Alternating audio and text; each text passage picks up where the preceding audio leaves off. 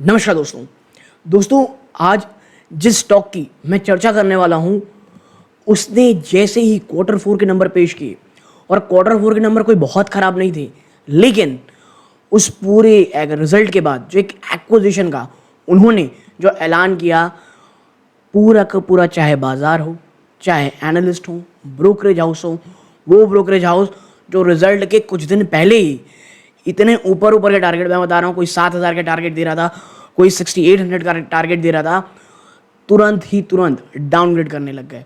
और मैं इसीलिए हमेशा एक बात कहता हूँ, प्लीज़ कोई भी ब्रोकरेज हाउस अगर किसी का भी टारगेट दे रहा है, टारगेट की बजाय उसके रैशनल देखें और उस एक टारगेट के बेसिस पे अपना कोई भी इन्वेस्टमेंट, आप कह सकते हैं अपना जो डिसीजन है उसे ना ले। अब वापस आते हैं स्टॉक के ऊपर। स्टॉक का नाम है दोस्तों कोफोर्ज। डिस्क्लोजर के रूप में मैं बता दूं, जो ये भयंकर गिरावट हुई है उसके बाद से कोफोर्ज में बहुत ही धीरे धीरे मैं या मेरी फैमिली मेंबर एक्विजिशन नहीं कहना चाहिए, एक्यूमुलेशन, माफ़ कीजिएगा, स्टार्ट कर चुके हैं। और आने वाले, मैं आपको बता दूं, एटलीस्ट एक साल थोड़े बहुत वॉलेटाइल, उतार चढ़ाव भरे वाले इसके लिए हो सकते हैं। ऐसा मैं क्यों बोल रहा हूँ? एक्विजिशन को लेकर के मैनेजमेंट क्या कह रही है, किन पॉइंट्स में वो पॉजिटिव है, प्लस उनके सामने जो एनालिस्ट हैं उनका जो सबसे बड़ा, आप कह सकते हैं, जो इशू है वो किस चीज़ को लेकर के है, और हर कोई LTI माइंड्री का जो एक एग्जाम्पल है वो क्यों स्टॉक में दे रहा है। क्योंकि सेम प्रकार के एक्विजिशन उन्होंने ही, जिसकी बड़ी स्केल की बात कर रहा हूँ, मर्ज करके, आपको याद होगा LTI और माइंड्री जब मर्ज हुए थे उसके बाद यही कहा गया था मार्जिन एक्सपेंशन होगा, रेवेन्यू बहुत ज़्यादा बढ़ेगी। लेकिन जो उनका मार्च 24 के जो कॉन्फ्रेंस कॉल उन्होंने बात कही है उससे हर कोई बहुत ज़्यादा निराश है, और उसी का रिफ्लेक्शन लोग सोच रहे हैं शायद कोफोर्ज में आने वाले समय में आपको देखने को मिलेगा। लेकिन कंपनी ने एक पॉजिटिव चीज़ ये है, पिछले कुछ समय में बहुत सारे उन्होंने एक्विजिशन किए हैं, जिस चीज़ को लेकर के उन्होंने उस जो एक्विजिशन किए थे, मैं आपको वीडियो में दिखाऊंगा आगे कहाँ कहाँ क्या क्या एक्विजिशन था, उसको कितना बड़ा स्केल कर लिया है। तो कंपनी के पास एटलीस्ट एक एक्सपीरियंस है एक्विजिशन के बाद, कंपनी जो छोटी हैं उन्हें बड़ी करने का। तो वीडियो को अंत तक देखिएगा। अगर आप कोफोर्ज में निवेश होने की सोच रहे हैं या निवेशित हैं, आप कोई डिसीजन लेना चाहते हैं, ये वीडियो आपके बहुत ज़्यादा काम आने वाली है। तमाम इन्फॉर्मेशन जो भी बाज़ार में अवेलेबल है, जो भी पब्लिक फोरम में अवेलेबल है, जो कंपनी के जो टॉप मैनेजमेंट है उन्होंने कही है, वो सब कंपाइल करके आपके सामने मैं लेकर के आया हूँ। ये पूरा वीडियो एजुकेशनल पर्पस के लिए है। आपको कोई भी पोजीशन बनानी है, प्लीज़ अपने वित्तीय सलाहकार की सलाह लीजिएगा। यहाँ पर कोई भी बाइंग और सेलिंग की रिकमेंडेशन नहीं है। दोस्तों, चैनल में पहली बार आए हैं, सब्सक्राइब करके वीडियो को लाइक कीजिएगा। आप ऐसा करते हैं, चैनल की ग्रोथ होती है, बहुत मोटिवेशन मिलता है। तो सीधा चलते हैं वीडियो के सेकंड पार्ट की तरफ। वीडियो को 2x स्पीड में देखिएगा ताकि आप बहुत ज़्यादा ये लेंदी ना हो जाए। तो अब सीधा लेके चलता हूँ वीडियो के सेकंड पार्ट की तरफ। तो दोस्तों, सबसे पहले लेके चलता हूँ मैं आपको मेजर हाइलाइट्स में, और सबसे पहले बात कर लेते हैं कि भाई इस पूरे मामले में मैनेजमेंट का क्या कहना है। ठीक है, पहले उनके पक्ष के बारे में जानते हैं। तो देखिए, जो कोफोर्ज के चीफ एग्जीक्यूटिव हैं सुधीर सिंह जी, उन्होंने फ्राइडे में कहा था कि भाई वो लगभग $220 मिलियन, जी हाँ, $220 मिलियन निकाल रहे हैं, यानी खर्च कर रहे हैं, और अबाउट ₹1,826 करोड़ 54% स्टेक खरीदने की in Hyderabad based Cigniti Technologies, even as the Noida based IT firm launched an open offer to acquire an additional 26% stake in Cigniti. देखिए, 54% खरीदेंगे और 26% का ओपन ऑफर है, क्या कहा जा रहा है यहाँ पे, ठीक है, टू एक्वायर 26% का एडिशनल स्टेक। लेकिन आज के इस वीडियो में भाई कितना परसेंट एक्वायर किया है, कितना करने वाली, ये ज़रूरी नहीं है। प्रॉब्लम ये है कि इस एक्विजिशन ने क्या बवाल मचा रखा है। ठीक है, और ये अब तक की, मैं आपको बता दूं कि अमाउंट वाइज कह रहा हूँ ना, अमाउंट वाइज सबसे महंगी एक्विजिशन है। और यहाँ पर क्यों बहुत ज़्यादा डरा हुआ है निवेशक? देखिए, Coforge had on Thursday said कि भाई 54% स्टेक खरीद रहे हैं, है ना, सिग्निटी का, कहाँ से, प्रमोटर और अदर शेयर होल्डर से, ₹1415 प्रति शेयर के हिसाब से। ठीक है, ₹1415 प्रति शेयर के हिसाब से। और ये जो प्रोसेस है, एक्सपेक्ट ये किया जा रहा है कि भाई ये सेकेंड क्वार्टर ऑफ फाइनेंशियल 25 में ये पूरा हो जाएगा। ये इकोनॉमिक टाइम्स को उन्होंने कहा था अपने इंटरेक्शन में। तो ये तो हो गया कि भाई वो क्या खरीद रहे हैं, कैसे खरीद रहे हैं, कब तक पूरा प्रोसेस हो जाएगा। आगे ये है कोफोर्ज की ये अब तक की बिगेस्ट एक्विजिशन है, ठीक है। उन्होंने कहा 3 साल पहले जब $628 मिलियन हमारी वैल्यूएशन दोस्तों, तब हमने $73 मिलियन का एक एसेट खरीदा था, ठीक है, which was a SLK। And now at $1.17 billion, अब वो बढ़ करके हम $1.17 बिलियन हो गए हैं। हम $220 मिलियन के एसेट खरीदने वाले हैं। सो इट्स स्लाइटली बिगर, ठीक है। ये बड़ा तो है नंबर वाइज में, लेकिन डिसप्रपोर्शनेट में देखेंगे तो हमने इस प्रकार के काम पहले भी किए हुए हैं, ठीक है। तो आप कह सकते हैं भाई उस प्रकार से देखेंगे तो ये उतना बड़ा भी नहीं है। तो ऑन द नंबर फ्रंट ये सबसे बड़ी एक्विजिशन नो डाउट, लेकिन इससे पहले भी कंपनी खरीदारी कर चुकी है। तो ये तो उनका पूरा पक्ष हो गया। अब पक्ष देखते हैं कि प्रॉब्लम कहाँ पे आ रही है भाई साहब, इतना ज़्यादा लोग डरे क्यों हैं। और एज ए इन्वेस्टर अगर आप इस स्टॉक में ये जो गिरावट हो रही है उसमें खरीदने की कोशिश कर रहे हैं तो भैया समझिए कि आप कहाँ पे निवेश कर रहे हैं, ठीक है। आप देखें भाई उनका ये कहना है कि सिग्निटी के खरीदने के बाद कुछ नई अपॉर्चुनिटीज हमको देखने को मिलेगी, खास करके नॉर्थ अमेरिका में बहुत से दरवाजे खुलेंगे आप कह सकते हैं अपॉर्चुनिटी के। हाँ, लेकिन ये अभी भी सक्सेसफुल एक्विजिशन होगा कि नहीं होगा ये देखना बाकी है, ठीक है। अब आप देखें जो कोफोर्ज को ये 3 नए वर्टिकल में जाने में ध्यान देगा, कहाँ पर, रिटेल, हाईटेक और हेल्थ केयर, यानी 3 ऐसे वर्टिकल हैं आप जैसे IT के जहाँ पर कंपनी को एक नया एक्विजिशन मिलने वाला है, ठीक है। इट विल ऑल्सो एड 28 नए Fortune 500 client which Coforge can cross sell its service and allow Coforge to participate in specialised assurance services. यानी जो 28 नए क्लाइंट हमारे अंडर आएंगे जो Fortune 500 में, उसके कारण हम कोफोर्ज की अन्य सर्विस को सेल कर सकते हैं, ठीक है। आगे है at a time when bigger IT peers are struggling to realise synergies of their merger and acquisitions, Singh is optimistic that the company's biggest acquisition will be as successful as past acquisition, ठीक है। वो यही कह रहे हैं कि भाई आज के समय में, क्योंकि देखिए मैं आपको एक एग्जांपल देने ही वाला हूँ जो पहले वीडियो LTI माइंटरिंग का, तो बहुत सारी कंपनीज बड़े एक्विजिशन करने के बाद उस एनर्जी को सिनर्जी का आप कह सकते हैं, वो जो एक्विजिशन किया है उनको सिनर्जी कर करके आप सिनर्जी इन द सेंस कह सकते हैं आप कि भाई वो जो एक्विजिशन ने किया उसका इस्तेमाल करके हम अपनी जो कंपनी है उसके साथ मर्ज करके एक कह सकते हैं आप एक बड़ी शक्ति बन के उभरें, वो हम नहीं कर पा रहे, ठीक है। तो इस प्रकार की यहाँ बात कही जा रही है। ये देखिए we acquired $13 million of entity पैगा 7 साल पहले and it's a $100 million business today. 13 million में खरीदा था, आज वो $100 मिलियन का बिजनेस दे रही है। हमने $22 मिलियन की एंटिटी खरीदी म्यूलसॉफ्ट, जो कि द सेल्सफुल इंटीग्रेशन क्लाउड 4.5 साल पहले, अब वो $70 मिलियन का बिजनेस दे रही है। BPO बिजनेस खरीदा दोस्तों SL के, जो ऊपर हमने बात की थी 3 साल पहले, $73 मिलियन में, focus in the mortgage which is where the revenue has gone down because of interest rate hikes, and yet that business now $110 million. Interest rate बढ़ने के कारण जो बिजनेस आना चाहिए था वो भी अभी पूरा नहीं आया है, इसके बावजूद जो $70 मिलियन का बिजनेस था वो आज बढ़ करके $110 मिलियन हो गया है। तो ये बात कही जा रही है। तो भाई पास्ट में हमने जिस प्रकार अच्छा काम किया है, हम आगे भी इतने बड़े एक्विजिशंस का काम करने वाले हैं, ठीक है।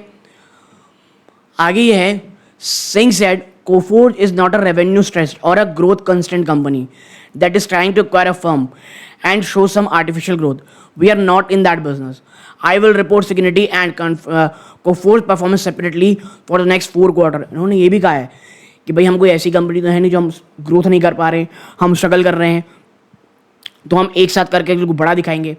हम आने वाले 4 क्वार्टर तक दोनों के ही बिजनेस सिग्निटी और कोफोर्ज के आपको अलग अलग दिखाएंगे, ताकि आपको समझ में आए कि सिग्निटी जो हमने एक्वायर किया है उसका बिजनेस किस प्रकार चल रहा है, ठीक है।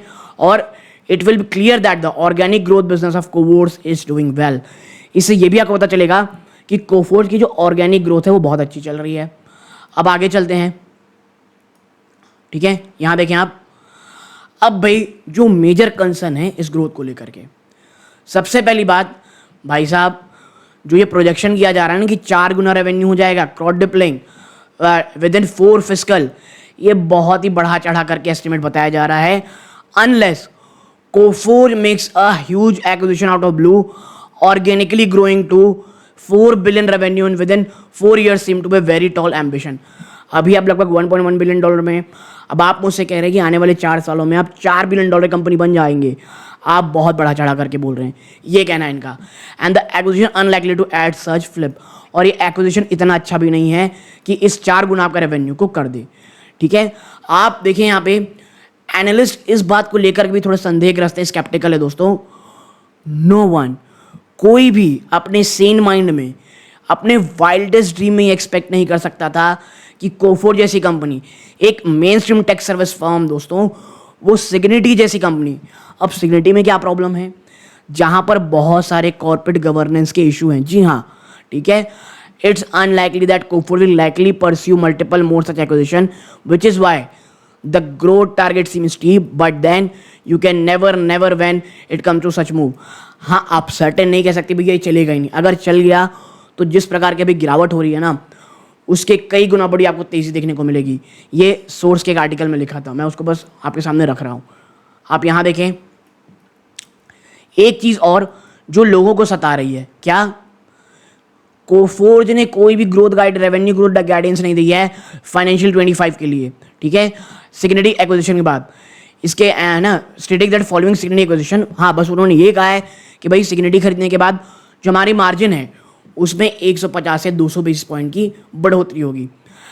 Analyst have largely read this to be bad news for the mid cap IT firm which was reflected Coforge market performance. ठीक है, तो ये प्रकार की तमाम चीज़ें चल रही हैं.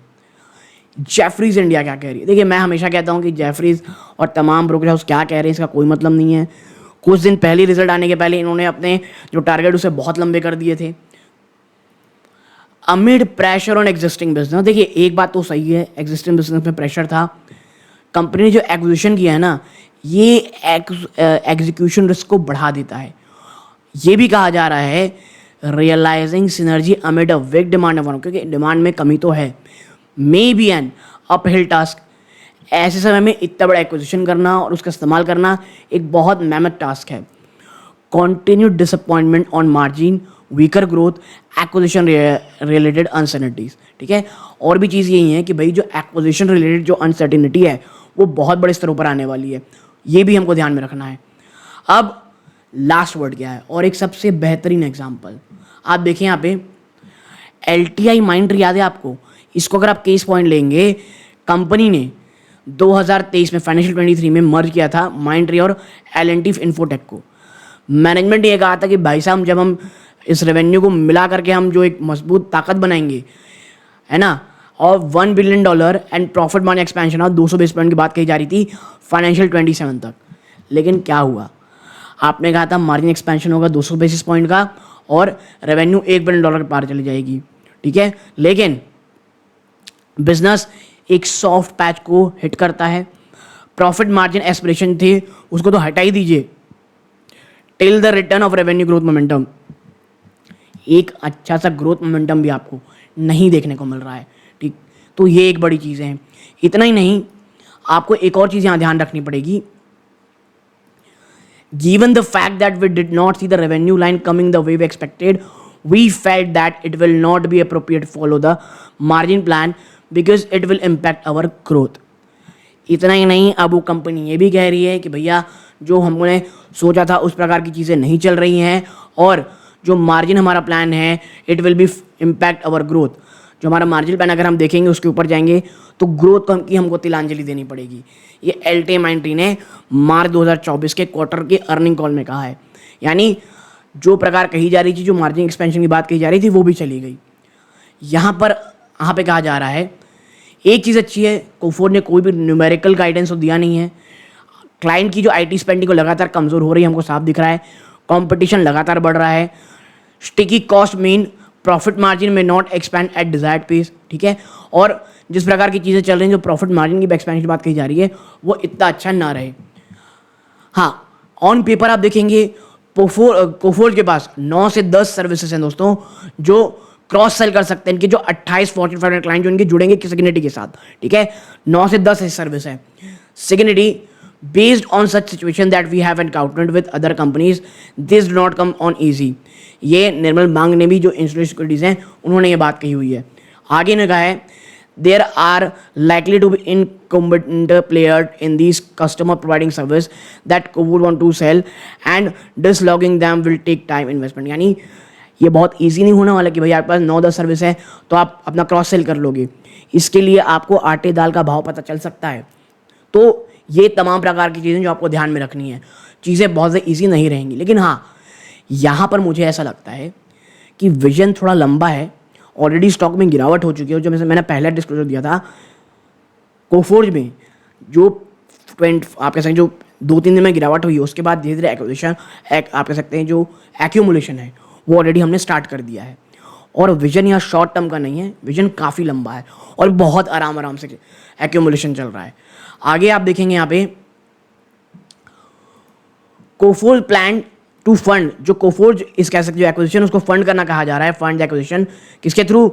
Cash on its book fund its plan to raise from the issuance of equity share through qualified placement. यानी कुछ फंड्स के तरह जो उनके पास हैं और कुछ QIP के थ्रू जो फंड रेज की जाएगी उस पर. While the QIP price will play a determining role in the stock in the near term. भाई साहब QIP का प्राइस क्या रखते हैं ये स्टॉक की गतिविधि को आगे दिखाएगा.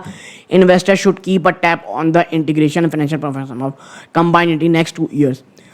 आने वाले 2 साल, जी हाँ 2 साल आपको इनकी परफॉर्मेंस ट्रैक करनी पड़ेगी. ऐसा नहीं है कि आज वो अगले ही क्वार्टर में कुछ जंप हो गया. आपको 2-3 साल तो इनको ट्रैक करना पड़ेगा कि ये जिस प्रकार की बातें कर रहे हैं उस सिनर्जी को ये बला पाते हैं कि नहीं. तो एक एनालिसिस आपके सामने कोफोर्ज की रखनी थी. मुझे ऐसा लगता है आपके अंदर जो भी डाउट होगा वो कंप्लीट हो चुका होगा. मैं फिर कहूँगा अगर कोफोर्ज में निवेश करना है याद रखिएगा थोड़ा सा ट्रिकी पार्ट है. आने वाले एटलीस्ट 2-3 क्वार्टर आपको प्रेशराइज में दिखेगा.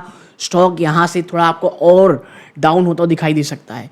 तो ये चीज़ आपने ध्यान में रखिएगा. बाजार भी ऊपर है तो गिरावट आनी चाहिए. और मैं हमेशा कहता हूँ भाई ना आपको ना मुझे किसी को तो बॉटम पता नहीं है, इसलिए एक्यूमुलेशन इतनी बड़ी गिरावट के बाद एक करना सबसे अच्छा एक मुझे लगता है ट्रिगर होता है, एक बहुत अच्छा मौका होता है. और लॉन्ग टर्म में रिटेल निवेशकों के लिए इससे अच्छा कोई भी स्ट्रैटेजी मुझे नहीं लगती है. आप मुझे बताइएगा आपका क्या कहना है. ये वीडियो कैसी लगी? चैनल पहली बार आए सब्सक्राइब करके वीडियो को लाइक ज़रूर कीजिएगा. ये इस वीडियो का अंत है. जय हिंद दोस्तों.